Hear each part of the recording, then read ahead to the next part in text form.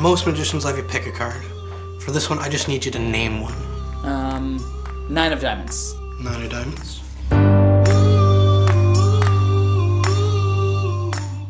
Now, most spectators, they can remember a card from the face. I need you to remember it from the back. Okay.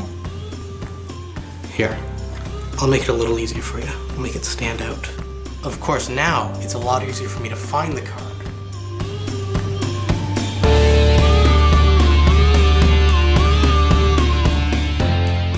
So with a little shake, we can change it back to normal. Of course, now if I find it, well, it's not that impressive. We know where it is, so let's just give it a little shake.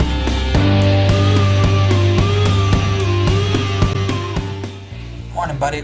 What's up? I can't get the trick out of my head. Look, come here. I want to show you something, all right? I want you to think about this. All right, come here. Come here. Yeah. I can't explain it. It's just mind-blowing. Well, I can't help you if you don't tell me anything about it. Here. See this? Yeah? You get me this, and I'll teach you whatever you want. So you want that? I want your hands. This is how we play the game.